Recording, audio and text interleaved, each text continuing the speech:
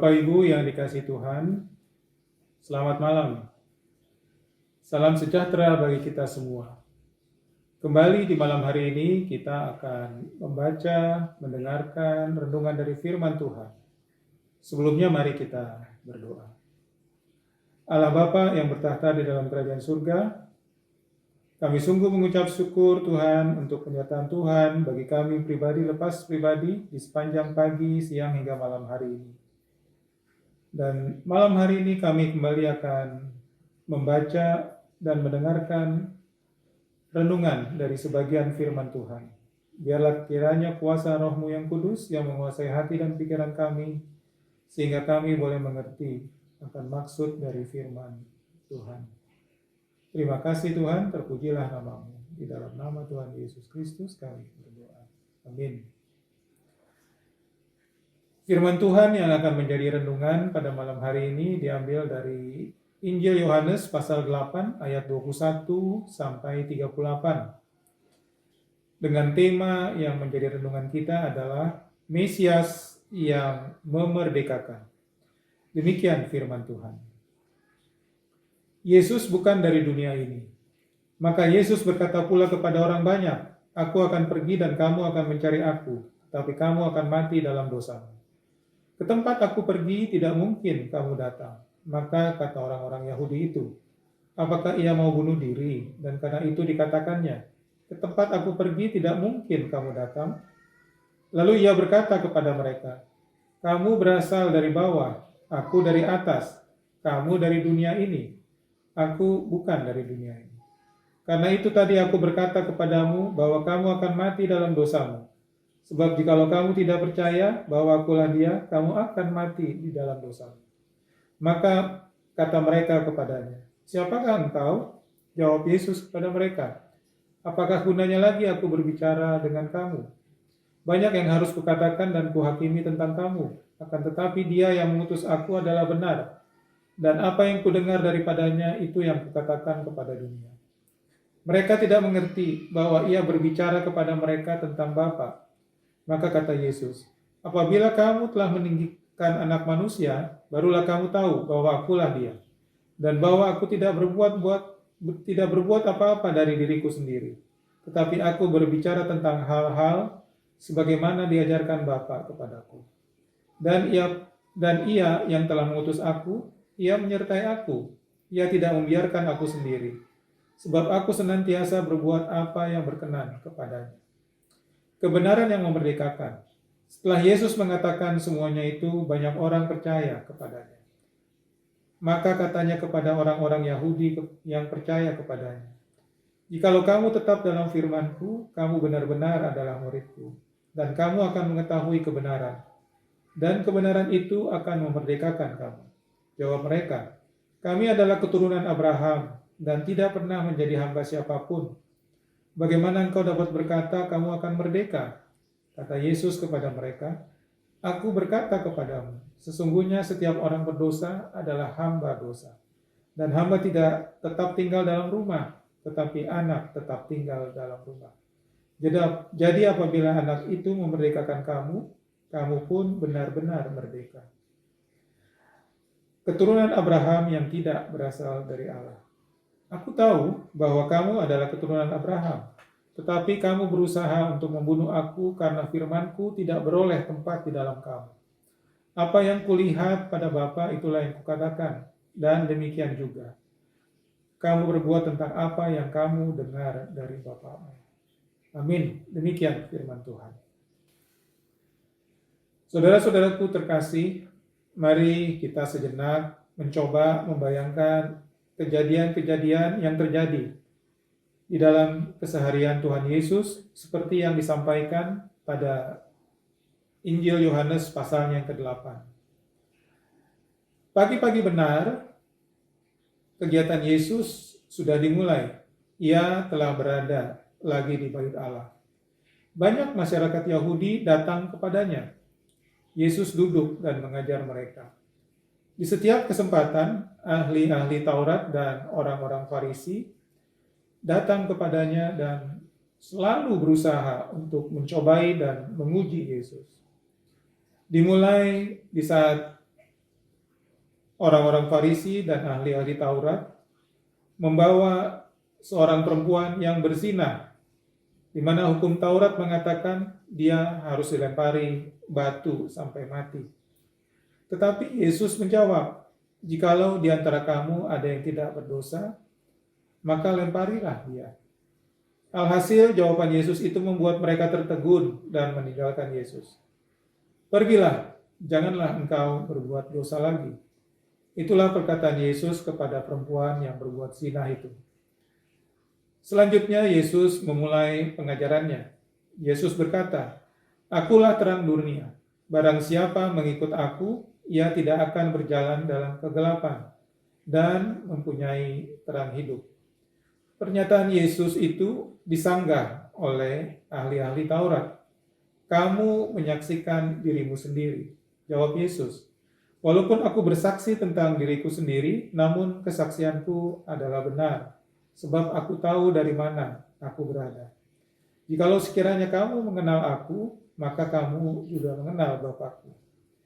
Di lain pihak, orang-orang Yahudi lalu berpikir dengan satu pertanyaan, siapakah Yesus itu?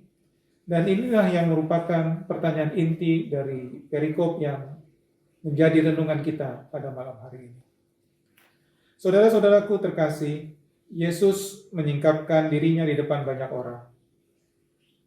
Tentu saat itu ada banyak para pemuka jemaat, banyak orang-orang Farisi dan ahli-ahli Taurat.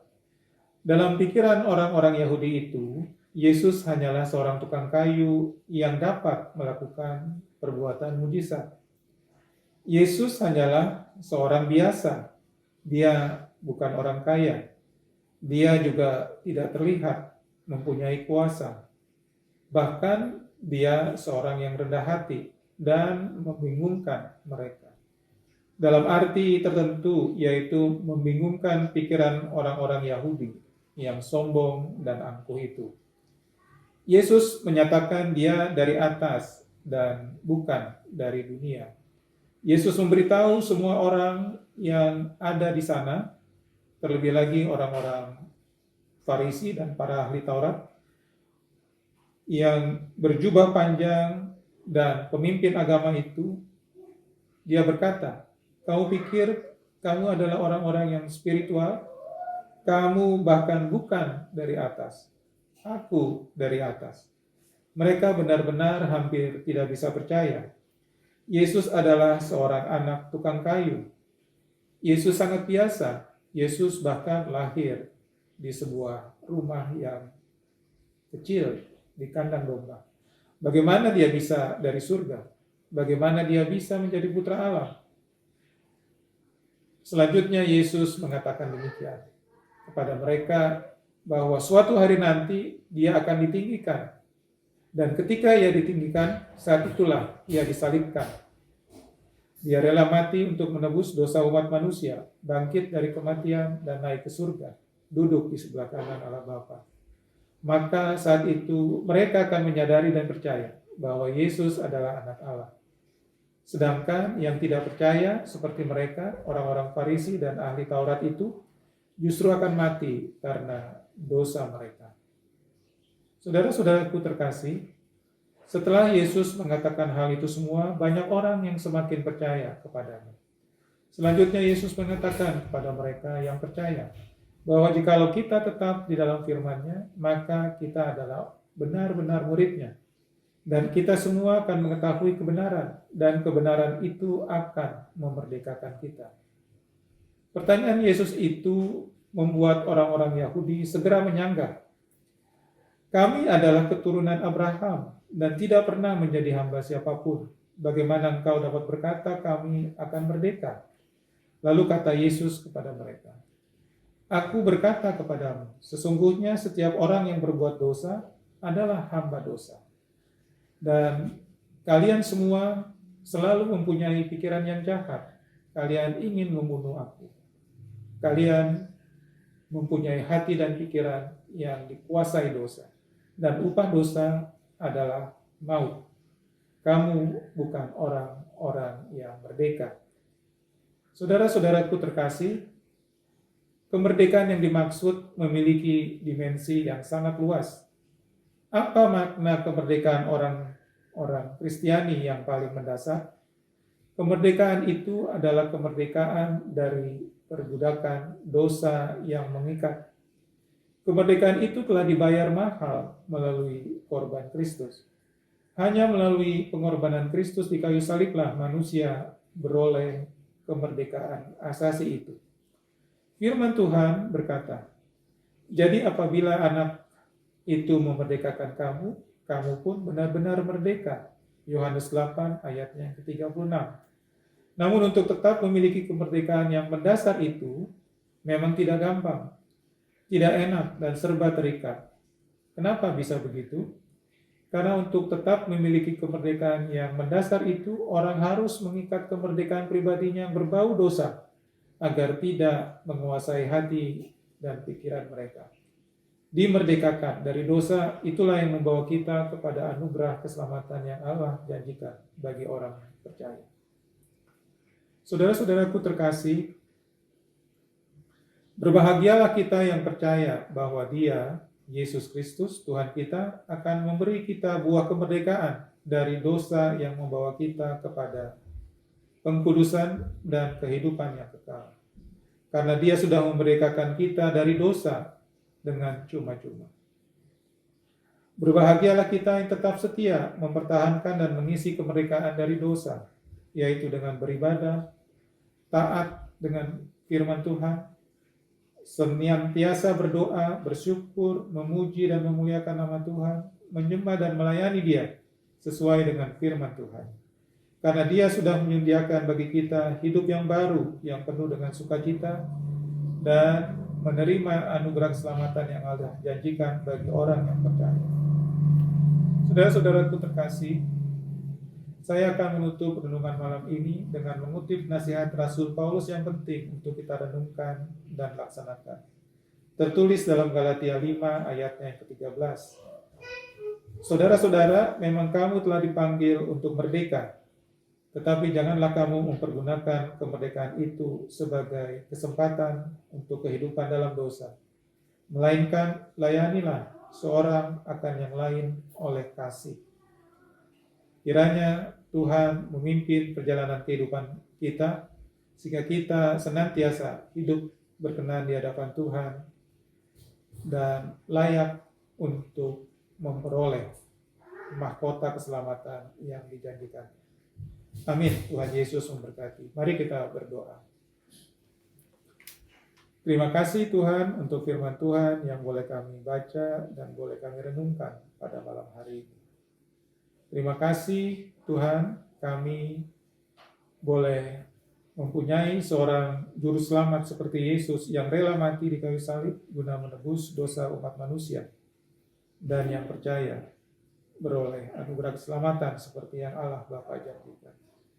Terima kasih Tuhan, biarlah kiranya Tuhan boleh memeteraikan firman Tuhan ini di dalam hati dan pikiran kami, sehingga kami boleh melaksanakannya di dalam kehidupan kami. Senantiasa taat dan hidup berkenan di hadapan Tuhan. Terpujilah nama-Mu Tuhan, kekal untuk selama-lamanya. Di dalam nama Tuhan Yesus Kristus kami berdoa. Amin.